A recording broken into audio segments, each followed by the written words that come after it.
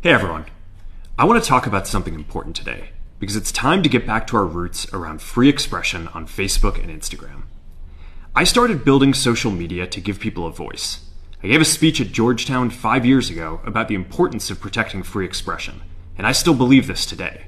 But a lot has happened over the last several years. There's been widespread debate about potential harms from online content. Governments and legacy media have pushed to censor more and more. A lot of this is clearly political, but there's also a lot of legitimately bad stuff out there.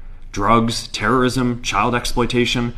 These are things that we take very seriously, and I want to make sure that we handle responsibly. We built a lot of complex systems to moderate content. But the problem with complex systems is they make mistakes. Even if they accidentally censor just 1% of posts, that's millions of people. And we've reached a point where it's just too many mistakes and too much censorship. The recent elections also feel like a cultural tipping point towards once again prioritizing speech. We're going to get back to our roots and focus on reducing mistakes, simplifying our policies, and restoring free expression on our platforms. More specifically, here's what we're going to do.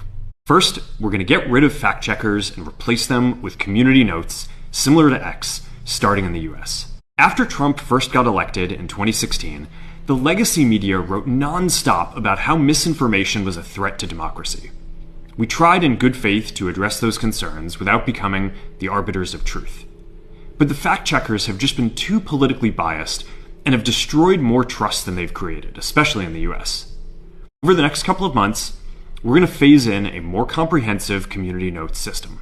Second, we're going to simplify our content policies and get rid of a bunch of restrictions on topics like immigration and gender that are just out of touch with mainstream discourse. What started as a movement to be more inclusive has increasingly been used to shut down opinions and shut out people with different ideas, and it's gone too far. I want to make sure that people can share their beliefs and experiences on our platforms. Third, we're changing how we enforce our policies to reduce the mistakes that account for the vast majority of censorship on our platforms. We used to have filters that scanned for any policy violation. Now, we're going to focus those filters on tackling illegal and high-severity violations. And for lower-severity violations, we're going to rely on someone reporting an issue before we take action. The problem is that the filters make mistakes, and they take down a lot of content that they shouldn't. By dialing them back, we're going to dramatically reduce the amount of censorship on our platforms. We're also going to tune our content filters to require much higher confidence before taking down content. The reality is that this is a trade-off.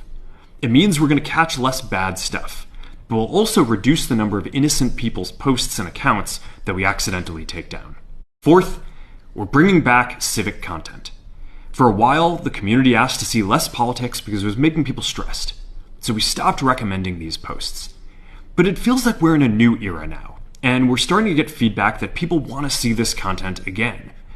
We're going to start phasing this back into Facebook, Instagram, and Threads, while working to keep the communities friendly and positive. Fifth, we're going to move our trust and safety and content moderation teams out of California, and our US-based content review is going to be based in Texas. As we work to promote free expression, I think that it will help us build trust to do this work in places where there is less concern about the bias of our teams. Finally, we're going to work with President Trump to push back on governments around the world that are going after American companies and pushing to censor more. The US has the strongest constitutional protections for free expression in the world. Europe has an ever-increasing number of laws institutionalizing censorship and making it difficult to build anything innovative there. Latin American countries have secret courts that can order companies to quietly take things down. China has censored our apps from even working in the country. The only way that we can push back on this global trend is with the support of the US government. And that's why it's been so difficult over the past 4 years when even the US government has pushed for censorship. By going after us and other American companies, it has emboldened other governments to go even further. But now we have the opportunity to restore free expression, and I am excited to take it. It'll take time to get this right, and these are complex systems. They're never going to be perfect. There's also a lot of illegal stuff that we still need to work very hard to remove.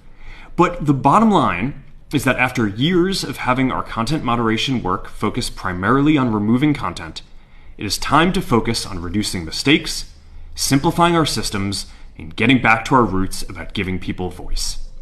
I'm looking forward to this next chapter. Stay good out there, and more to come soon.